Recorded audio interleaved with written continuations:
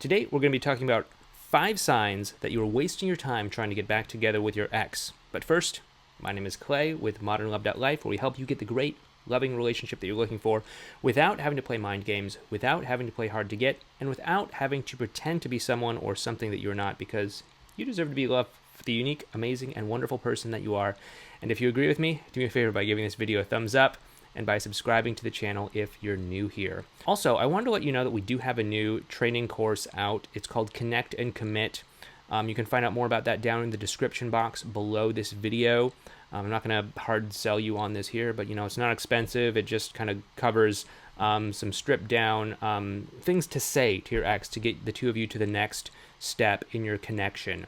There's a lot of, emotional dynamics built into the things that I want to, encourage you to send out to your ex or say to your ex. But I'm not going to go into like all the theory and stuff. That's something we can talk about in a different course at a different time. But this is really just about getting you to say the right things to your ex so that you can make progress in getting back together. Again, that's down below. I'm not going to twist your arm. If it's right for you, sign up. If it's not, no big deal. So let's go ahead and get into this video here, which is, are you wasting your time with your ex or not? The first sign that you might be wasting your time is that, honestly, your ex is unresponsive, even after you've made some legit repair attempts. There are reasons why your ex might not be responsive to you. They might be taking what you're saying the wrong way. They might have hurt emotions about what happened. They might think that you're too relationship focused. There's all sorts of these things that we've talked about in other videos, and you can absolutely correct course for those things. But if, despite doing all of that, despite doing all the things that we've talked about in other videos, your ex is still unresponsive to you, then I would think that that's not really a very good sign. It doesn't mean that you'll never get back together with your ex. It just means that, at least right now, they're not open to the idea of talking to you. And it doesn't mean that you'll never get back together with them. It's just that it's probably not going to happen right now. It might happen further on down the road once the two of you are able to work through your emotional issues, and once they're able to put the past behind them, and once they're able to open themselves up to being in contact with you. But if they're not in contact with you, it's going to be really hard for the two of you to be able to make any progress in the current point in time. There's been a lot of people that I have worked with and spoken to who have been able to get back together with their ex through a situation like this, but it's required them to kind of let go and for them to be okay with the fact that maybe it's just going to take a little bit longer. And I don't want you to put your life on pause if you're kind of at this point. I want you to kind of open yourself to other possibilities, and if the twists of fate bring you and your ex back together again, either they contact you, or maybe you can just occasionally reach out to them once in a while when it makes sense, with no strings attached, no attachment, all of that. You never know, things can happen. And if you haven't really tried those repair attempts that I mentioned, like the fresh start letter or things like that, you might want to check those out over in Connect and Commit or in one of our other training courses. Anyway, second sign that you might be wasting your time trying to get back together with your ex is if you're not willing to adjust course or feel into the situation. We've worked with a lot of people over the years, and there are some people who are, let's just say, a little bit set in their ways. They aren't able to adjust course. They aren't able to adapt to what needs to be done in a situation. And they just kind of decide something at one point, and then they just keep barreling forward with that. One example of that would be what we call robo-texting. It's where you just text your ex like clockwork once a week, or once every period of days, or once every arbitrary amount of time. And I can understand why you might want to do that, but at the same time, it's also not going to really allow you to feel into the situation, allow you to understand what's going on, and allow you to adjust course as need be. You don't want to put on blinders and just kind of charge forward. You want to be able to adapt. You want to be able to respond effectively to what's actually happening on an emotional level, and you want to be able to make the necessary changes along the way. So, definitely think about that as well too. The third sign that you might be wasting your time trying to get back together with your ex is if you are in damage control mode right now, or if you're in a high state of anxiety. Damage control mode is basically a high state of anxiety where you're panicked, where you're, doing things out of that place of anxiety, out of panic. Maybe you're texting like a million times a day, or maybe you're saying things that are things that you later regret. Let's just put it that way.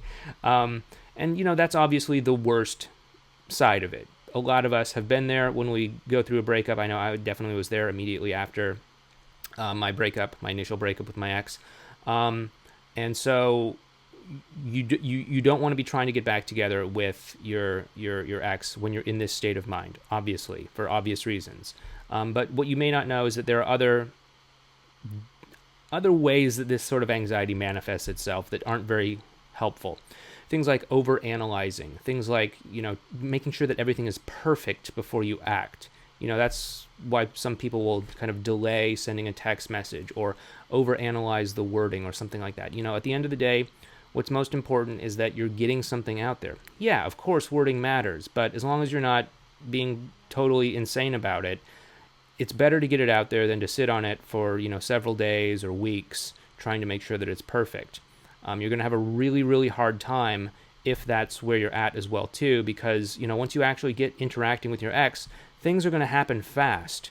And if you need, days or weeks to think about the perfect response, you're not going to be able to handle an in-person interaction, and it's just going to be way too much for you to handle. So if you need to get out of damage control mode, if you need to soothe your anxiety, make sure you do that first before you kind of move forward, okay?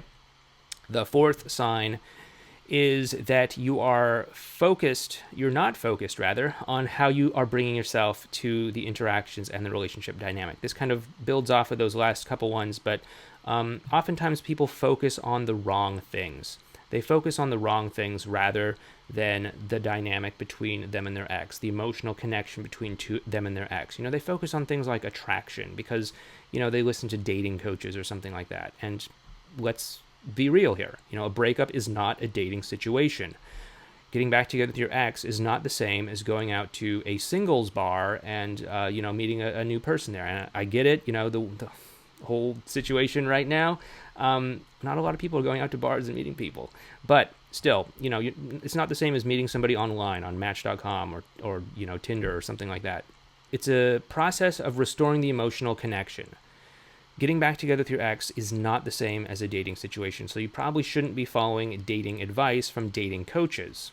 Follow dating advice from dating coaches if you want to have a great dating life, but if you want to have a great relationship, or if you want to recover from a breakup, talk to a relationship coach or a breakup coach, okay? A little bit of a small distinction there, but still something that's worth paying attention to. And you also want to be able to be flexible enough to be able to, work on how you're bringing yourself to the interaction, work on how you're bringing yourself to the dynamic. If you're not willing to accept that, walking into an interaction, potentially walking on eggshells or being filled with anxiety or anything like that, if you don't believe that that's going to have an effect on how you connect with your ex, then, I'm probably not the right person to help you. I obviously focus on how you are bringing yourself to the interaction first and foremost, and then we, take things from there. But that's really the most important part in all of this. And the fifth sign is that you're easily influenced by, doubters. We all have these well-meaning friends who tell us, like, oh, you got to move on. You got to, take a hint. If you love someone, let them go. The whole fortune cookie advice stuff. I made a whole video on the whole fortune cookie advice thing. You can check it out up there if you want to. But if you're really influenced by doubters and negative people, it's going to be really hard because you're going to get discouraged. It's not going to be easy to get back together with your ex. Most people experience some challenges. They experience some difficulties. And if you're not able to pull through those because you know that something is worth it on the other end, then it's going to be really easy to give up. Sure, I'm not asking you to kind of just focus on getting back together and never, ever, ever give up. I want you to be smart about this, but at the same time, if you're easily influenced by other people who have other opinions, let's say, then you may give up far, far, far too soon. So I also want to let you know that things that don't really matter, at least in terms of the experience that I have and working with people since 2009, things that don't matter are whether your ex is in a rebound relationship, whether you and your ex are long distance, whether your ex insists that it's over, I actually had a client very recently who got back together with her ex. And when we first started working together, her ex was like very, very, very insistent that it was over, they were never getting it back together and all of that. And, you know, they got back together. They were in Paris, actually. They got on, like, I think the way she described it was like so romantic. It was like the last train out of Paris before France went into lockdown for the whole situation. And so they like fled out into the countryside, and they're in this like wonderful little cottage. She describes it as a castle because it's so big compared to her Paris apartment. But they're out there now, and I mean, your ex insisting that it's over, it comes from an emotional place. And if we can address that emotional place, we can often get the two of you back together. Anyway, that's a long story. Didn't mean for the tangent. But anyway, thank you so much for watching this video. If you like what we're doing, please make sure to hit that thumbs up button, and be sure to subscribe to the channel if you're new here. And if I haven't scared you off with this video, you might want to think about signing up for our training course called Connect and Commit. You can find out more about that down below this video.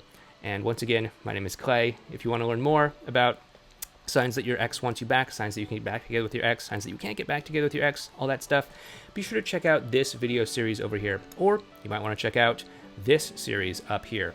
But anyway, thank you so much, and I'll talk to you in the next video. Take care.